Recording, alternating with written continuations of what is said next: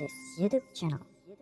Selamat pagi Bapak Ibu semuanya, terima kasih sudah meluangkan waktu di pagi hari ini ya untuk sesi ILM dari Axelis seperti biasa di hari Senin pagi, seperti itu.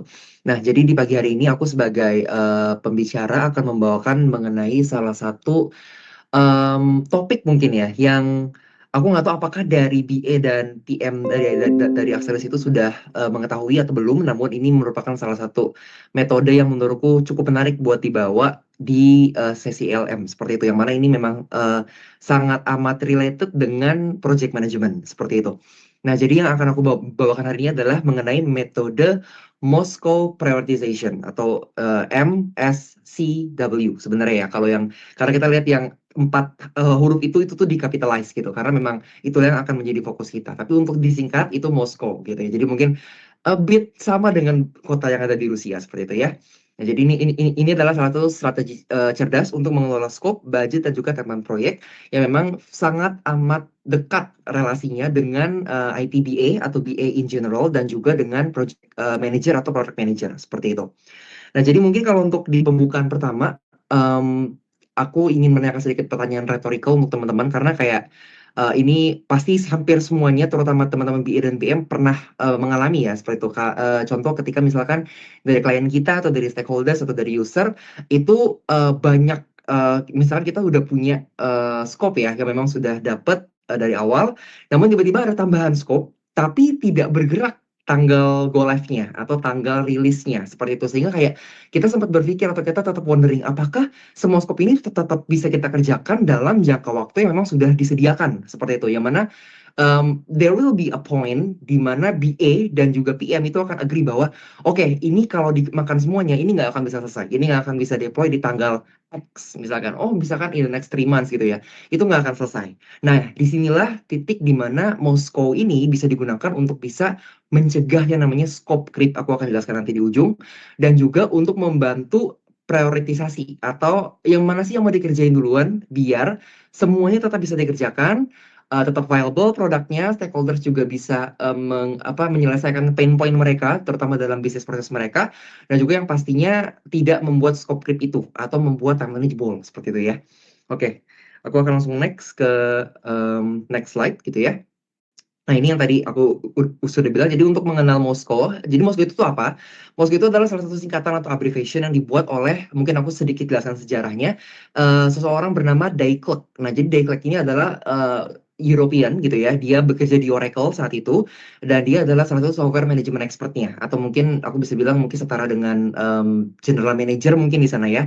Nah, dia menggunakan teknik ini untuk membantu prioritisasi ketika memang tim dia itu lagi banyak banget project dan dia pengen tahu nih scope apa yang memang pengen dikerjakan terlebih dahulu. Karena memang untuk Moscow Prioritization ini kita selain juga harus menentukan atau menganalisa lebih dalam kira-kira scope mana yang harus dikerjakan duluan, kita juga perlu ngobrol kepada stakeholdersnya atau user kira-kira dari semua ini gitu ya, yang ini harus dikerjakan, yang ini belum, yang ini nanti. Tapi yang belum dan nanti ini sebenarnya kita masih bisa nih masukin beberapa. Yang mana sih yang mau dikerjakan dulu? Nah, seperti itu. Jadi memang si Daiklek ini di Oracle saat itu memang istilahnya membutuhkan lah ya satu metode khusus atau priorisasi khusus yang memang saat itu belum ada untuk bisa membantu kinerja tim dia seperti itu. Nah, dari tadi kita udah ngomong nih mengenai Moskow itu apa sih? Nah, Moskow itu kalau kita lihat tuh ada 4 ya, must have, should have, could have, dan won't have.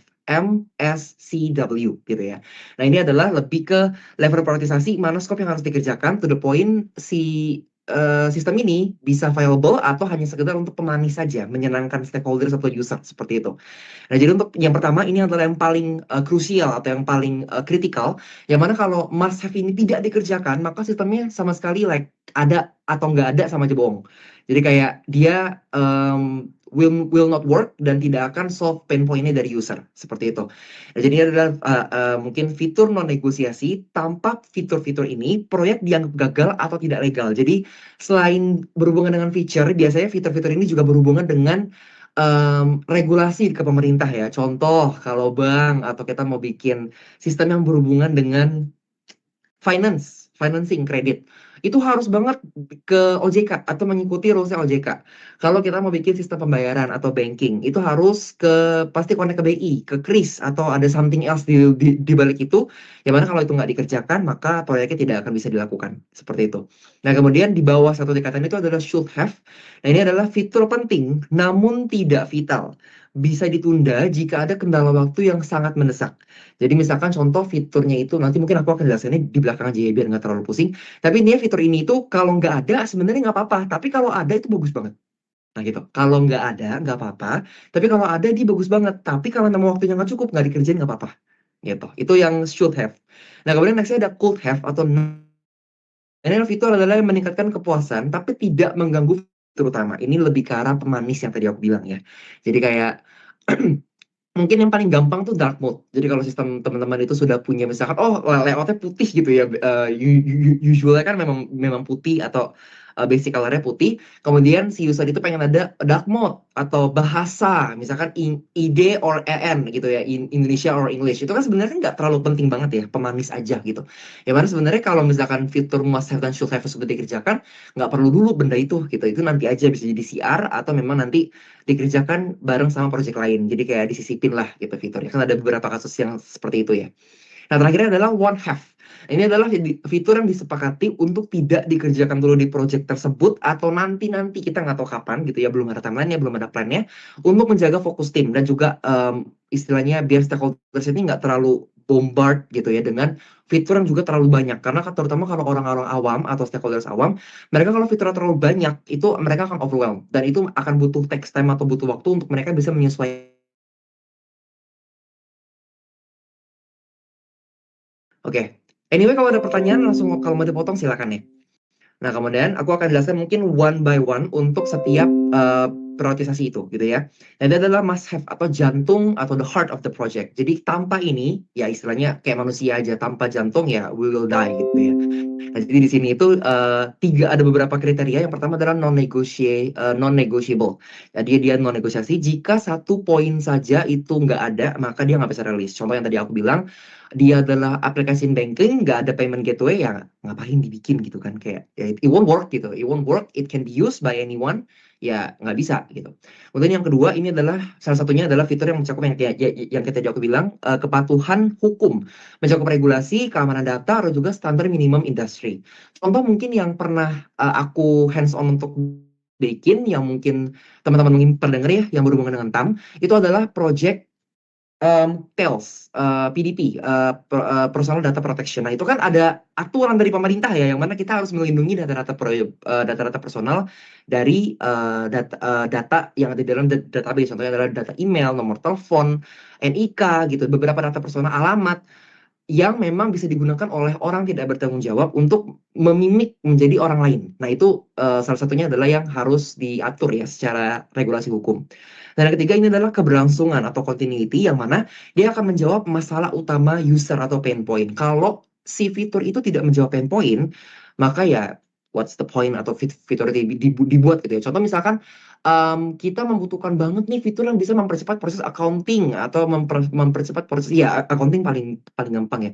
Contoh pembukuannya itu biasanya kita susah banget nih Pak, 1 minggu kita membutuhkan kita membutuhkan waktu kurang lebih 1 sampai 2 minggu untuk bisa menyelesaikan proses accounting ini secara manual menggunakan Excel. Nah, tapi dengan ada fitur ini bisa menyelesaikan nih dengan misalkan hanya 1 sampai 2 hari saja gitu ya, karena kita bisa automate fiturnya. Nah, itu sangat amat berguna.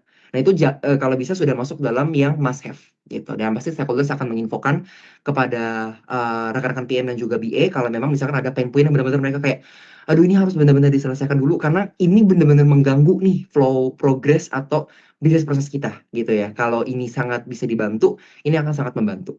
Nah, gitu. Nah, contohnya misalkan contoh yang di gambar sebelah itu ada 11 must have mobile banking app features, ada simplified bank account management, advanced security measure karena uang ya. Itu hal yang very very sensitif jadi memang harus dilindungi. Flexible payment options, orang pengen bayar menggunakan CC, pakai kris, pakai cash, pakai VA gitu itu juga harus bisa dilakukan. Budgeting dan expense tracking itu harus bisa mutasi rekening, nggak ada mutasi kita nggak tahu duitnya mau kemana. Loan and credit service itu juga wajib kalau bank ya, karena bank itu pasti bisa memberikan pembiayaan untuk KPR rumah, pergi umroh, anak sekolah gitu ya, liburan atau traveling itu biasa sekarang sudah menggunakan pinjaman kredit. Itu juga bisa dilakukan. Kemudian ada AI powered customer support yang mana ya namanya customer ya, kita membutuhkan kalau kayak BCA tuh kita membutuhkan keamanan atau reassuring dari company-nya bahwa mereka juga bisa mengamankan kita punya uang. Nah, itu juga bisa dibantu oleh customer support. Kemudian ada in-app education untuk membantu tata caranya gimana si user-user ini bisa pakai aplikasinya, kalau dia mau melakukan apa, tutorialnya ada, seperti itu. Kemudian ada seamless card management dan control, ini seperti mungkin kalau teman-teman yang punya MBCA, itu di situ ada yang buat ganti kartu ya, ganti kartu, ganti PIN, segala macam, itu salah satu adalah card management. Untuk global dan accessibility feature, ini fitur untuk secara global. Jadi misalkan, oh contoh kita mau bayar kris di Malai, atau kita mau bayar kris di Singapura. Sekarang kris sudah bisa loh dengan menggunakan MBCA atau pakai Flash BCA. Nah itu contohnya adalah seperti itu. Kemudian ada cashback. Nah ini mungkin lebih ke menarik customer ya. Oh kita habis belanja apa, dapat cashback apa. Itu kan sangat amat menarik ya. Dan itu akan membantu aplikasi bank. Dan salah satunya adalah green banking. Di mana aplikasinya ini bisa tetap ecological friendly. Jadi mereka mungkin tidak menggunakan listrik yang terlalu besar, performanya sangat baik to the point dia tidak menggunakan kapasitas server yang terlalu besar juga, dan yang lain. Seperti itu. Nextnya kita punya should atau could, area flexibility. Nah, di sini adalah di mana peran PM itu sangat amat dibutuhkan ya, baik project atau product manager. Karena di sinilah di mana kita harus menimbang-nimbang nih. Kalau Mas F tuh kayak udah clear lah, baik PM, stakeholders, dan BA usually dan hampir always ya akan langsung agree dengan oke ini harus dikerjakan dulu nih gitu. Tapi kalau should dan could have ini adalah di titik di mana PM itu perlu menimbang. Kira-kira kalau misalkan Mas F ini udah sekian, kemudian masih bisa dimasukin nih beberapa dikit lagi. Nah, inilah ada beberapa yang harus bisa diinputkan. Nah, di sinilah should have atau could have. Nah, di sini tuh mungkin aku akan ke should have dulu, di mana dia ada misalkan, oh dia itu penting untuk kepuasan jangka panjang, kemudian bisa dikerjakan untuk dengan solusi manual sementara. Jadi kalau nggak dikerjain dulu, yang kayak tadi aku bilang di awal itu nggak apa-apa. Contohnya adalah fitur lupa password atau print report gitu. Karena kalau misalkan kayak print report kan bisa dilihat dulu ya reportnya di aplikasi, misalkan di show aja gitu, dia nggak perlu print. Atau contoh misalkan, oh kalau report belum perlu dulu pak, karena kita memang punya aplikasi lain. Atau satu lagi, report belum perlu dulu pak, kita masih reportingnya secara manual, itu nggak apa-apa juga karena memang untuk transaksinya masih sedikit gitu ya, atau masih bisa handle by beberapa orang atau karyawan di kantor saya. Nah itu berarti should have gitu. Nah kalau could have ini di bawahnya lagi yang tadi aku bilang, karakteristik itu tidak hanya dikerjakan jika ada sisa resource atau waktu. Jadi kalau memang udah mepet, nggak usah dikerjain, jangan dipaksakan. Kemudian ini adalah bertipe penanis atau director bagi user. Contohnya adalah misalkan kayak dark mode yang tadi aku bilang, animasi transaksi antar halaman sekarang kan menggunakan Figma ya, kita bisa bikin animasinya keren-keren gitu ya, yang oh misalkan klik ini tadi bisa masuk zoom ke dalam gitu. Nah itu salah satunya adalah fitur pemanis atau rekomendasi AI, yang mana untuk rekomendasi AI ini ya belum terlalu diperlukan kalau memang fiturnya itu lebih straightforward dan juga tutorialnya lengkap. Seperti itu. Nah, kalau yang one half itu clear ya, istilahnya kita yang nggak perlu dikerjain dulu gitu, makanya aku nggak put slide di sini. Nah, kemudian untuk dampak nyata prioritisasi. Nah, dengan memindahkan fitur non-esensial ke kategori one half, tim BA dan PM dapat mereduksi kompleksitas pengembangan hingga lebih dari setengahnya gitu ya. Nah, karena memang untuk 60% ini, jadi 40% ya itu memang perlu disediakan sebagai, aku bilangnya adalah biasanya jarak nafas ya, nafas gitu. Kan dikasih nafas dulu gitu ya. Agar tim itu nggak kelabakan atau nggak kebakaran kalau memang misalkan ternyata ada sesuatu yang terjadi atau ada scope yang tiba-tiba oke ini harusnya sih ada nih tapi belum ada dari awal gitu ya, karena mungkin kita semua terlalu fokus ke something else jadi kelewat. Nah itu digunakan untuk menggunakan buffer 40% itu gitu. Jadi kalau misalkan dari awal udah diisi sampai 90 atau 100%, tiba-tiba terjadi sesuatu di tengah jalan yang membuat proyeknya akan terbakar dalam tanda kutip, nah itu akan berbahaya untuk project management life cycle-nya seperti itu. Nah, scope creep adalah pembunuh budget nomor satu dalam project management IT. Karena kenapa? Itu resource-nya akan bisa ditambah terus, tapi secara timeline dia nggak berubah gitu. Kayak, oh kita pengennya deploy di tanggal segini pak, gitu ya, dengan fiturnya gini gini gini gini gini. Tiba-tiba ada tambahan lagi, kira-kira bisa gak ya pak di tanggal sekian? Itu kan udah pasti akan kayak, aduh kayaknya nggak bisa deh karena resource kita udah full semua nih gitu. Nah itu salah satu contohnya.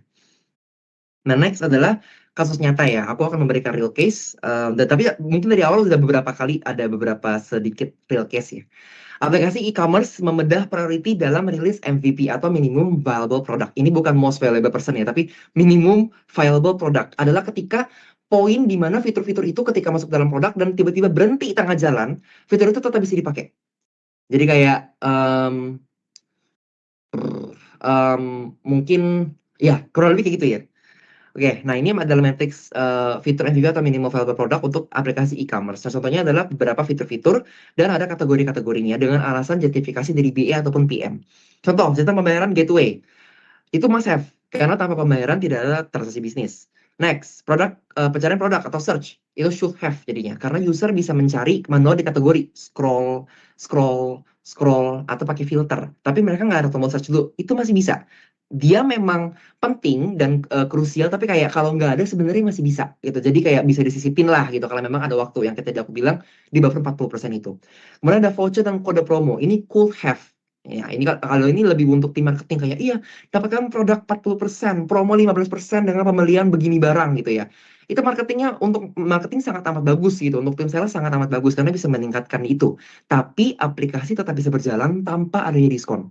Gitu. Jadi kayak dia dengan barang-barang segitu gitu. Atau kayak kita ganti angkanya di back end menjadi harga sekian, itu juga dia berarti masih bisa digunakan. Tapi nggak ada fitur itu completely fine.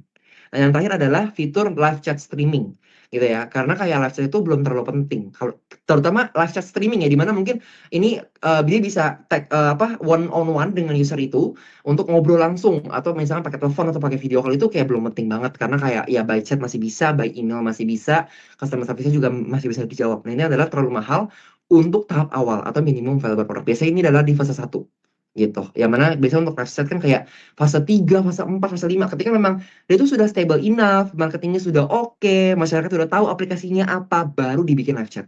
Kalau dibikin dari awal, selain buang duit, buang waktu. Seperti itu. Dan akan mendapatkan complexity ya, gitu ya, pastinya. Nah, jadi kita punya tips implementasi untuk BA dan PM, yang mana yang pertama adalah libatkan stakeholders. Jangan ketentuan kategori sendirian, lakukan workshop bersama. Nah, ini wajib dilakukan ya. Jadi ketika memang misalnya kita ada scope creep, memang bisa di awal dibikin dulu tuh, list fitur-fitur di luar fitur utama yang memang pengen dimasukin. Tapi ketika udah selesai, kita perlu meeting dengan stakeholders. Bapak, kira-kira dari kemungkinan Bapak Ibu ada fitur-fitur ini nih yang kemarin diminta ya ketika meeting requirement gathering. Tapi dari semuanya ini, kira-kira mananya yang mau didahulukan dulu dengan kita jelaskan one by one. Nah, jadi nanti mereka akan bisa masukin, kita pengen fitur yang ini nih Pak. Oke, nanti kita akan hitung dulu di belakang. Kalau memang masih kelebihan ternyata, maka kita akan buang lagi, kita akan tanya lagi. Jadi lakukan terus-menerus, seperti itu. Kemudian aturannya tadi ya, 60-20-20, usahakan agar must have tidak lebih dari 60% total effort, agar ada ruang nafas. Nah, yang 20-20-nya itu adalah should have dan could have. Gitu ya. Yang mana kalau memang misalkan si should have dan could have itu mau dimasukin atau udah nggak bisa banget, makanya harus dikorbankan pertama kali adalah yang should have dulu. Seperti itu. Nah, kemudian adalah review berkala. Priority bisa berubah di tengah sprint, tetaplah agile. Kalau ini mungkin lebih ke project management life cycle, every company kan beda-beda ya memang ya. Kayak what's the best for your company. Tapi untuk di sini, kalau agile itu memang, kan dia kan pakai sprint ya, every 2 weeks. Nah, di every sprint itu kan kita akan melakukan review, testing, dan ulang terus. Nah, bisa itu di tengah jalan dia ada perubahan requirement. Kayak misalnya contoh, fitur yang A awalnya tuh cuma di should have atau di could have. Tapi ternyata dari departemen ini minta, Pak, nggak bisa Pak, itu benda, itu fitur wajib ada di list yang pertama ini karena kami ada kebutuhan gini. Nah, departemen itu udah ngobrol nih ke yang utama gitu, yang punya projectnya lah, yang punya project itu mengiyakan. Nah, itulah saatnya ketika akan ngobrol tuh, Mas, kira-kira yang ini boleh masuk ya Mas, karena dari departemen ini kita butuh banget nih gitu, tapi tanggalnya bisa dibikin nggak mundur nggak Mas? Nah, saat itulah kita akan melakukan istilahnya reprioritizing lagi, seperti itu. Nah, di sini adalah untuk aku membuatkan sedikit untuk analogi koper ya, atau rahasia tangan stable. Bayangkan waktu project, itu adalah sebuah koper dengan ukuran tetap, yang dia nggak bisa diganti. Contoh koper masuk kabin berapa sih? Kita 20 inch ya, 20 inch. Atau let's say mau koper-koper gede gitu ya, itu 28 up to 32 inch. Must have itu adalah paspor dan tiket. Without those two things, you cannot fly. Under any circumstances, tidak akan bisa terbang. Mau tanya kemana, itu harus dibojekin tuh biasa ya teman-teman ya. Kalau yang pernah ketinggalan, itu wajib dibojekin dari rumah ke bandara. Tanpa itu kalian tidak bisa terbang. Nah, itu wajib masuk pertama. Tanpa ini perjalanan atau project itu akan gagal total. Kalian akan ketinggalan pesawat, kalian harus beli tiket baru, dan ya pasti bete. Travelingnya bubar semua gitu ya. Nah, yang could have ini adalah pakaian ekstra. Hanya dimasukkan jika ada ruang. Kalau nggak ada, ya nggak usah. Jika koper penuh, tinggalin saja agar kita tetap bisa berangkat tepat waktu. Misalnya contoh pengen ke Bali nih, aduh baju gue kayak kurang. Di sana ada Havainas teman-teman, bisa beli di sana gitu ya. Di sana ada beach walk ke Bali gitu ya. Tinggal datang cari shop-nya kalian bisa beli di sana gitu. Jadi kayak makanya dia tidak membutuhkan, nggak butuh-butuh banget gitu kayak ketinggalan nggak apa-apa. Bisa laundry juga di sana gitu kan ya. Jadi nggak masalah. Nah gitu. Jadi prioritas Moskow memastikan Anda selalu mengejar jadwal pesawat atau deadline dengan barang-barang yang paling penting. Jadi kalau waktunya memang mepet dan harus terbang, berarti harus go live, tetap bisa terbang, tetap bisa dirilis produknya. Seperti itu. Prioritasasi bukan hanya tentang apa yang harus dilakukan, tapi tentang keberanian untuk tidak berkata tidak pada hal yang tidak penting. Karena kalau semuanya penting, ya berarti nggak ada yang penting, gitu ya teman-teman. Oke, kurang lebih seperti itu untuk discussion lagi. Pembawaan aku ya untuk materi Moskow ini. Jika ada pertanyaan, silakan diajukan. Terima kasih. Oke, terima kasih untuk sebelumnya ke Kak Kevin untuk presentasinya. Untuk materi presentasinya sangat bagus dan mudah dipahami. Mungkin ada pertanyaan yang ingin saya tanyakan Kak. Pada slide yang tips implementasi untuk BA dan PM, dalam praktiknya kan tersebut ada tulisan total fitur masifnya kan ternyata batas amannya 60% nih. Gimana sih langkah pertama kalau semisal melebihi dari 60% sebagai seorang project manager? Itu aja Kak. Terima kasih. Oke, jadi kalau sesuai dengan pengalamanku dan juga belum banyak ya, jadi mungkin nanti bisa bertanya ke PM-PM yang memang sudah senior. Untuk ini memang adalah gray area atau abu-abu di mana memang kita nggak bisa saklek, oh harus 60 gitu ya, karena kalau kayak gitu stakeholder-nya kabur gitu ya, usernya pasti kabur karena kayak, si masnya nggak bisa gini nih, masa nggak bisa dibantu sih gitu. Nah biasa di titik itulah di mana PM itu atau product manager biasanya akan melakukan flexibility. Kalau memang kita sudah punya fitur must have, could have, dan should have, dan emang ada, oke, fitur ini misalkan dari should have nih ya, dia akan masukin ke must have, kita bisa menawarkan.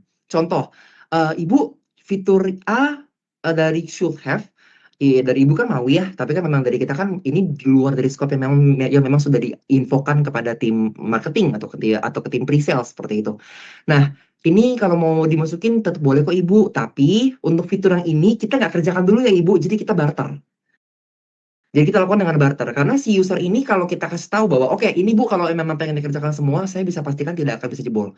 Itu mereka akan mikir juga. Mereka tidak akan completely buta, going blind gitu kayak, iya Pak, kita pengen semuanya gini dikerjakan. Mereka juga punya ekspektasi kepada manajemen, higher management biasanya ya, kepada BOD mereka, kepada manajemen direktur mereka, they will have expectation as well. Jadi kayak mereka ada yang put at their stake juga di sisi mereka gitu. Nah, jadi kalau dari kita lebih ke arah menawarkan aja apa yang memang ingin dikerjakan dulu. Karena kalau ini dikerjakan semuanya, pasti nggak akan bisa. Nah, mereka juga akan memikirkan tuh, oh oke, bener juga sih ya kata Mas ini, karena memang ini nggak bisa dikerjain. Aku juga udah melakukan perbandingan kepada yang lain gitu ya. Juga mereka tidak menyanggupi, berarti memang nggak bisa, harus kita potong atu-atu. Nah, mereka akan, they will think that way too, gitu. Mereka nggak akan going blind. Jadi kalau menurutku itu lebih ke gray area, tetap bisa diobrolin, very flexible, tapi tetap butuh tektokan sama stakeholdersnya. Stakeholdersnya nggak boleh ditinggalkan. Karena kalau ditinggalkan berarti kayak kita melangkahi mereka. Seperti itu, Mas Fariza. Semoga menjawab. Mungkin saya ingin bertanya, yang di slide yang FVP e-commerce itu ada yang tentang sistem pembayaran yang itu masuknya fitur must have. Tapi di tahun misalnya banyak aplikasi memakai transfer manual seperti via WhatsApp gitu. Menurut Kakak itu kapan fitur yang mutlak harus menjadi sistem must have dan kapan boleh pakai cara manual dulu, Kak? Oke.